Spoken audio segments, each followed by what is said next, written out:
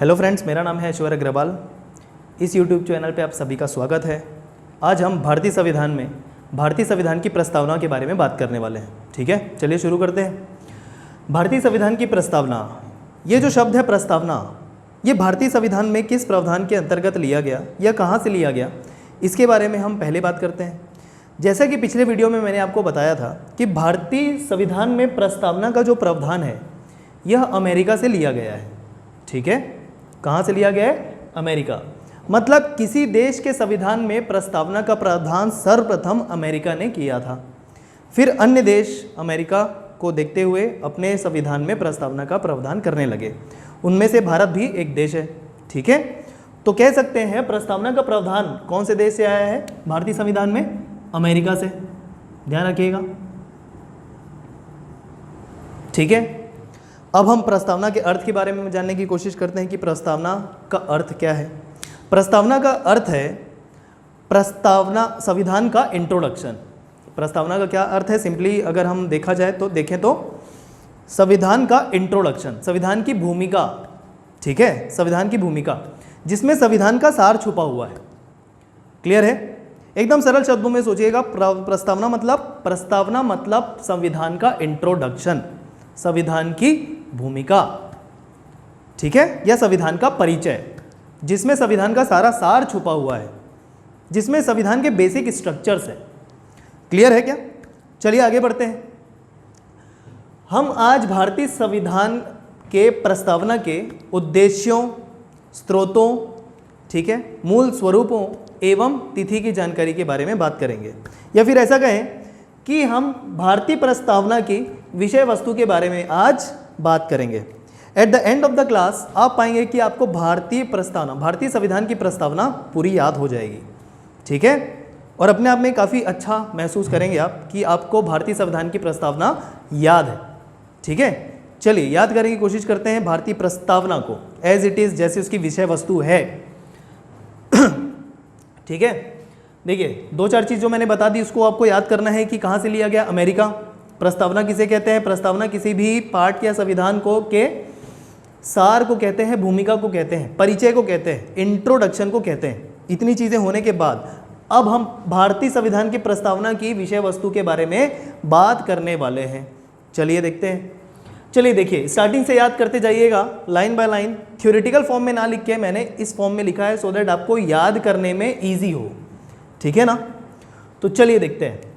सर्वप्रथम स्टार्ट कहाँ से होता है? भारत की प्रस्तावना जो है, संविधान की प्रस्तावना जो है, हम भारत के लोग, सबसे महत्वपूर्ण चीज है हम भारत के लोग। ठीक, हम भारत के लोग, भारत को मतलब भारत के लोगों द्वारा भारत को कुछ प्रदान किया जा रहा है। क्या प्रदान किया जा रहा है देखते हैं। ठीक है, तो हम ऐसा कह सकते हैं कि हम भारत के लोग जो हैं वह संविधान का स्रोत है, संविधान का स्रोत। ठीक है, ध्यान रखिएगा, भारत के लोग द्वारा भारत को कुछ प्रदान किया जा रहा है, ये चीज आप ध्यान रखिएगा। ठीक है, तो हम भारत के लोग भारतीय संविधान का क्या है? स्रोत है, सोर्स है। ठीक है, तो क्या प्रदान कर रहे हैं? चलिए देखते हैं। हम भारत के लोग भारत को एक, चार शब्द याद रखिएगा, संपूर्ण प्रभुत्व संपन्न, समाजवादी, पंथ निरपेक्ष, लोकतांत्रिक गणराज्य। ठीक है, चार शब्द। पहला संपूर्ण प्रभुत्व संपन्न, दूसरा समाजवादी, तीसरा धर्मनिरपेक्ष या पंथ निरपेक्ष और चौथा लोकतांत्रिक गणराज्य। ठीक है, ये चार शब्द याद रखिएगा। हम भारत के लोग भारत को संपूर्ण प्रभुत्व संपन्न, समाजवादी, पंथ निरपेक्ष, लोकतांत्रिक गणराज्य बनाने के लिए। ठीक है, तो चार शब्द याद हो गया आपको, बहुत ही महत्वपूर्ण चार शब्द। ये दो शब्द को मैंने गोल घेरा करके रखा है, क्योंकि है मैं आगे आपको बताऊंगा। ठीक है, तो हम भारत के लोग भारत को संपूर्ण प्रभुत्व संपन्न, समाजवादी, धर्मनिरपेक्ष, लोकतांत्रिक गणराज्य बनाने के लिए। ठीक है, तो भारतीय संविधान को भारतीय जनता द्वारा क्या प्रदान किया जा रहा है? ये सारी चीजें।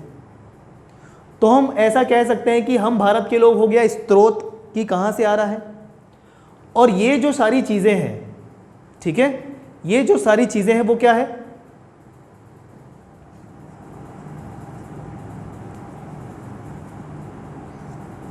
उद्देश्य, ठीक है, या फिर उद्देश्य नहीं, इसे हम कह सकते हैं भारतीय संविधान का स्वरूप, भारतीय संविधान का स्वरूप, ठीक है। ये चार शब्द भारतीय संविधान के स्वरूप है, ठीक है। चलिए आगे बढ़ते हैं। हम एक काम करते हैं, हम पूरा एक बार जो संविधान की प्रस्तावना है उसे एक बार पढ़ लेते हैं, सो दैट आपको समझ में आने लगे। चलिए देखिएगा, याद करने की कोशिश करिएगा। हम भारत के लोग भारत को एक संपूर्ण प्रभुत्व संपन्न समाजवादी धर्मनिरपेक्ष या पंथ निरपेक्ष लोकतांत्रिक गणराज्य बनाने के लिए एवं इसके समस्त नागरिकों को न्याय, स्वतंत्रता एवं समता या समानता, ठीक है। कौन कौन से न्याय आएंगे, स्वतंत्रता आएंगी एवं समताएं आएंगी, वो हम देखेंगे आगे। इनके समस्त नागरिकों को न्याय, स्वतंत्रता एवं समता प्रदान करने के लिए एवं व्यक्ति की गरिमा और राष्ट्र की एकता एवं अखंडता सुनिश्चित करने वाला एवं बंधुत्व बढ़ाने के लिए दृढ़ संकल्पित होकर दिनांक 26 नवंबर 1949 को एतद द्वारा संविधान सभा द्वारा अंगीकृत, अधिनियमित एवं आत्मर्पित करते हैं। ये है भारतीय संविधान की संपूर्ण प्रस्तावना, ठीक है। तो अब इसके स्वरूप को हम समझने की कोशिश करते हैं। चलिए, तो यहां तक हो गया, आगे बढ़ते हैं। एवं इसके समस्त नागरिकों को, ठीक है, क्या प्रदान करना है समस्त नागरिकों को? न्याय प्रदान करना है, स्वतंत्रता प्रदान करना है एवं समता प्रदान करना है, ठीक है। तो हम कह सकते हैं ये जो है पूरा, ये प्रस्तावना या भारतीय संविधान का उद्देश्य है। भारतीय संविधान का क्या है? ये उद्देश्य है। क्या उद्देश्य है भारतीय संविधान का? कि हमको, इनके नागरिकों को भारतीय जनता द्वारा ही भारतीय जनता को दिया जा रहा है, ध्यान रखिएगा। तो भारतीय नागरिकों को क्या क्या प्रदान करना है? न्याय, स्वतंत्रता, समानता, ठीक है, व्यक्ति की गरिमा, राष्ट्र की एकता एवं अखंडता एवं बंधुत्व, इतनी सारी चीजें प्रदान करना है, ठीक है। तो हम कह सकते हैं ये भारतीय संविधान का क्या है? उद्देश्य है, ठीक। चलिए याद करने की कोशिश करते हैं कौन कौन से न्याय है। सामाजिक, आर्थिक एवं राजनीतिक न्याय, सामाजिक, आर्थिक एवं राजनीतिक न्याय। स्वतंत्रता देखते हैं कितनी प्रकार की स्वतंत्रताएं हमको देनी है। विचार, अभिव्यक्ति, विश्वास, धर्म एवं उपासना की स्वतंत्रता, ठीक है। कोई व्यक्ति विचार करेगा, विचार करने के बाद अभिव्यक्त करेगा, अभिव्यक्त करने के बाद उसमें विश्वास पैदा होगा, विश्वास के अनुरूप वो कोई भी धर्म अपना सकता है एवं उपासना कर सकता है। ऐसा आप याद रखिए तो आपको याद करने में आसानी होगी, ठीक है। तो कितनी प्रकार की स्वतंत्रता है? विचार की, अभिव्यक्ति की, विश्वास की, धर्म की एवं उपासना की स्वतंत्रता है। समानता या समता, समता शब्द लिया गया है प्रस्तावना में। तो समता किसकी चीज? समता, कितनी समताएं हैं या समानताएं हैं? प्रतिष्ठा एवं अवसर की समता, ठीक है, प्रतिष्ठा एवं अवसर की समता, ठीक है। चलिए, व्यक्ति की गरिमा, व्यक्ति की गरिमा और राष्ट्र की एकता एवं अखंडता को सुनिश्चित करने वाला, ठीक है। अब इसको भी मैंने क्यों गोल घेरा कर रखा है मैं एक साथ बताऊंगा। तीन शब्द जो है जब मैंने गोल घेरा करके रखा हुआ है, क्यों मैं बताऊंगा आपको। एवं बंधुत्व बढ़ाने के लिए दृढ़ संकल्पित होकर संविधान सभा द्वारा, ठीक है, क्या बढ़ाना? बंधुत्व बढ़ाने वाला। देखो जितने भी ये जो शब्द हैं ये आपको याद रखने हैं एवं इसका अर्थ भी आपको पता होना चाहिए डिटेल में, ठीक है। अगर आप मेंस आंसर राइटिंग करने जाएंगे, अगर आप सिविल सर्विस की तैयारी कर रहे हैं तो ये सारे शब्द की मीनिंग आपको पता होनी चाहिए, ठीक है ना। तो ये जो सारे सभी महत्वपूर्ण शब्द हैं इसे आप अंडरलाइन करके रखें और उसी सीक्वेंस में, सीक्वेंस भी महत्वपूर्ण है, ठीक है, क्रम भी महत्वपूर्ण है। एवं दिनांक 26 नवंबर 1949, हिंदी में याद रखिएगा जो मैंने बताया था पिछले क्लास में, क्या था? नीति मार्गशीर्ष शुक्ल सप्तमी विक्रम संवत 2006, ये हिंदी में इसका नाम हुआ, को एतद द्वारा अंगीकृत, अधिनियमित एवं आत्मर्पित करते हैं। ये एग्जैक्टली भारतीय संविधान की प्रस्तावना है, जिसे आपको याद करना है। ठीक है, अब एकदम से कोई आपसे नहीं पूछेगा कि चलो भारतीय संविधान की प्रस्तावना बताओ। हाँ, आप सिविल सर्विस के इंटरव्यू में अगर जाएंगे तो आपसे पूछा जा सकता है ना। तो याद होना चाहिए, आपको याद होना चाहिए। ठीक है, और उतना पूरा याद नहीं करना है तो ये सारे शब्द आपको पता होना चाहिए और इसका स्वरूप पता होना चाहिए क्या है। ठीक है, तो देखिएगा 4 चीज़ें। स्रोत क्या है, भारतीय संविधान का स्रोत क्या है, ये पता चल गया कि भारत के लोग हैं। दूसरी चीज़ें, इस प्रस्तावना से हमें भारतीय संविधान का स्वरूप पता चलता है। भारतीय संविधान का स्वरूप कैसा होगा? भारतीय संविधान का स्वरूप होगा संपूर्ण प्रभुत्व संपन्न, समाजवादी, पंथ निरपेक्ष और लोकतांत्रिक गणराज्य। अब देखिएगा, प्रभुत्व संपन्न मतलब भारत एक ऐसा देश है जिस पर किसी भी अन्य देश का नियंत्रण नहीं है, या भारत किसी देश का डोमिनियन नहीं है। मतलब भारत अपने मामले पे निर्णय स्वयं ले सकता है। ठीक है, ये मतलब है प्रभुत्व संपन्न का। दूसरा, समाजवादी। ठीक है, समाजवादी। अगला शब्द है पंथ निरपेक्ष या धर्मनिरपेक्ष। अब देखिएगा, धर्मनिरपेक्ष और पंथ निरपेक्ष में अंतर क्या है। भारत में अनेक धर्म होने के साथ साथ अनेक पंथ भी हैं। एक ही धर्म के अंतर्गत देखा जाए अनेक पंथ भी होते हैं। तो पंथ निरपेक्ष शब्द धर्मनिरपेक्ष शब्द से अधिक विस्तृत है।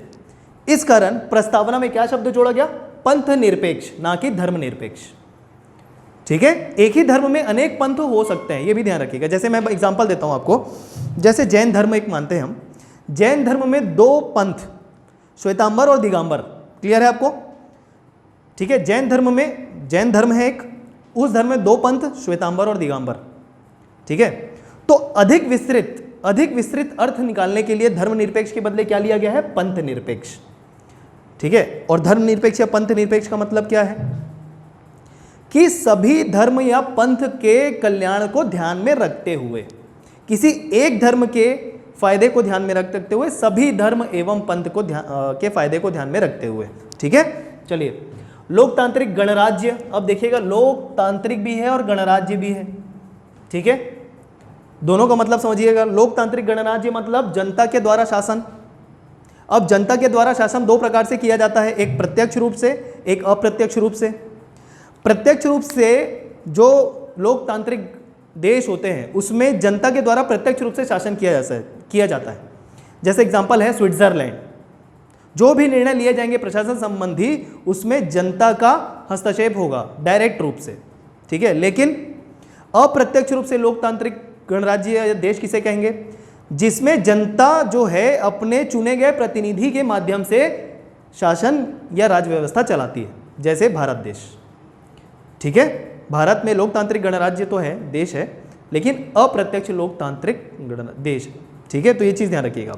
दोनों में डिफरेंस क्लियर है क्या? गणतांत्रिक राज्य किसे कहेंगे, गणराज्य किसे कहेंगे? गणराज्य या गणतांत्रिक देश ऐसा देश होता है जिसमें राष्ट्र प्रमुख वंशानुगत नहीं होते, जिसमें राष्ट्र प्रमुख वंशानुगत नहीं होते। वंश के आधार पर राष्ट्र प्रमुख का चुनाव नहीं होता, जैसा कि ब्रिटेन में होता है। ठीक है, ब्रिटेन एक गणतंत्र देश नहीं है, क्योंकि उसमें जो राष्ट्र प्रमुख है, राजशाही है, उसमें जो राजशाही जो है वो वंश के अनुसार नियुक्त किए जाते हैं। लेकिन भारत देश में जो राष्ट्रपति हैं, राष्ट्र प्रमुख जो हैं, वो भारतीय जनता द्वारा चुनाव से नियुक्त किए जाते हैं। क्लियर है दोनों में डिफरेंस आपको? चलिए आगे बढ़ते हैं। तो ये सब की मीनिंग आपको याद होनी चाहिए, जो मैंने बता भी दिया है। समस्त नागरिकों को न्याय, स्वतंत्रता, समानता, ये सारी चीज़ें हैं, सभी के मतलब आपको पता होंगे। ठीक है, गरिमा, राष्ट्र की एकता, अखंडता, बंधुत्व बढ़ाने वाला एवं दिनांक। ठीक है, इससे हमको क्या पता चल रहा है कि क्या उद्देश्य है संविधान का। और आखिरी चीज जो हमें पता चलती है वो है तिथि। भारतीय संविधान की तिथि क्या है? 4 चीजें पता चल रही है प्रस्तावना से। क्या? भारतीय संविधान के स्रोत पहला, भारतीय संविधान का स्वरूप क्या होगा दूसरा, भारतीय संविधान का उद्देश्य क्या होगा तीसरा, और भारतीय संविधान की तिथि क्या होगी चौथा। ये 4 चीजें हमें प्रस्तावना से पता चल रहा है। इसी कारण हम क्या कह रहे हैं प्रस्तावना को कि ये भारतीय संविधान का क्या है, इंट्रोडक्शन है, परिचय है, सार है पूरा, जिसमें भारतीय संविधान के मूल ढांचे को प्रदर्शित किया गया है। ठीक है, तो कुछ व्यक्तियों द्वारा समय समय पर भारत की या संविधान की प्रस्तावना को कुछ कहा गया है। जैसे पंडित जवाहरलाल नेहरू एवं हिदायतुल्लाह, ठीक है, पंडित जवाहरलाल नेहरू एवं हिदायतुल्लाह द्वारा भारत की प्रस्तावना को संविधान की आत्मा कहा है, संविधान की आत्मा कहा है, ठीक है। एक और व्यक्ति हैं न्यायविद, प्रमुख न्यायविद, उनका नाम है N.A. पालकीवाला, जिन्होंने संविधान को, प्रस्तावना को संविधान का परिचय पत्र कहा है। क्लियर है? तो ये चीज़ आप नोट कर लेंगे, दो चीज़, संविधान का आत्मा किसने कहा है, प्रस्तावना को संविधान की आत्मा किसने कहा है, पंडित जवाहरलाल नेहरू, ठीक है, एवं हिदायतुल्लाह, ठीक है। हिदायतुल्लाह कौन थे, सुप्रीम कोर्ट के जज थे, ये ध्यान रखिएगा, ठीक है। संविधान का परिचय पत्र किसने कहा है, प्रस्तावना को, पालकीवाला, एक न्यायविद थे प्रमुख, ठीक है, ध्यान रखिएगा। तो क्लियर है, इस सीक्वेंस में ही आप याद करेंगे इसे, काफ़ी इजी है। सभी शब्दों के मतलब, उनके अर्थ आपको पता होने चाहिए, सभी महत्वपूर्ण शब्द इसमें आपको याद होने चाहिए, ठीक है। चलिए आगे बढ़े। तो ये थी भारतीय संविधान की प्रस्तावना। अच्छा, मैं कोशिश करूंगा हर क्लास के एंड में आपको व्यक्ति विशेष आधारित प्रश्न बताऊं, ठीक है, जो एग्जाम में डायरेक्ट पूछे जाते हैं, ठीक। चलिए कुछ व्यक्ति विशेष प्रश्न हम लेने वाले हैं, जिसे देखिएगा आप। व्यक्ति विशेष प्रश्न, कुछ चीज़ें जो है व्यक्ति विशेष प्रश्न मैं आपको बता रहा हूं, जैसे देखिएगा, पहला है संविधान सभा के संवैधानिक सलाहकार BN राव, ठीक है, बेनिगल नरसिम्हन राव, संविधान सभा के संवैधानिक सलाहकार बेनिगल नरसिम्हन राव, याद कर लीजिएगा। संविधान सभा के सचिव कौन थे, संविधान सभा जो बना था, जो हमने पिछले क्लास में देखा था, उसके सचिव कौन थे, HBR अयंगर, ठीक। आगे बढ़े। अब एक और बहुत महत्वपूर्ण चीज़ जिसकी ज़रूरत आपको कभी भी पड़ सकती है और याद रहना चाहिए आपको, जो है स्वतंत्र भारत का प्रथम मंत्रिमंडल, first cabinet of independent India, ये आपको पता होना चाहिए। चलिए याद करते हैं कि कौन सा विभाग, ठीक है, कौन सा विभाग किसे दिया गया था। पंडित जवाहरलाल नेहरू जो स्वयं प्रधानमंत्री थे, उनके पास कौन सा मंत्रालय था, विदेश मंत्रालय और शोध, रिसर्च, ठीक है। सरदार वल्लभ भाई पटेल, उनके पास कौन सा मंत्रालय था, गृह मंत्रालय, सूचना एवं प्रसारण मंत्रालय, ठीक। डॉक्टर राजेंद्र प्रसाद, खाद्य एवं कृषि मंत्रालय।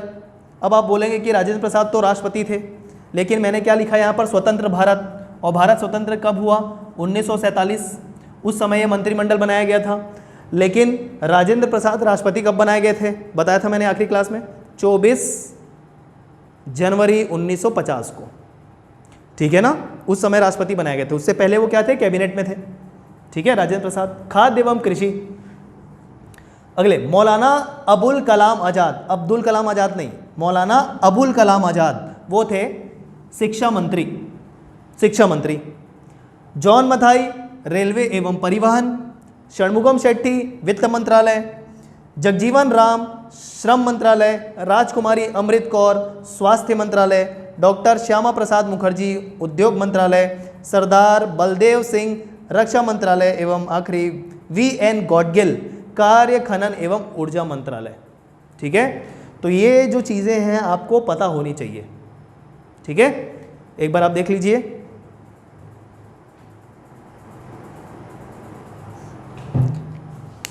चलिए, तो ये था भारतीय संविधान की प्रस्तावना एवं कुछ व्यक्ति विशेष प्रश्न। हम संविधान की अगली क्लास में, धन्यवाद।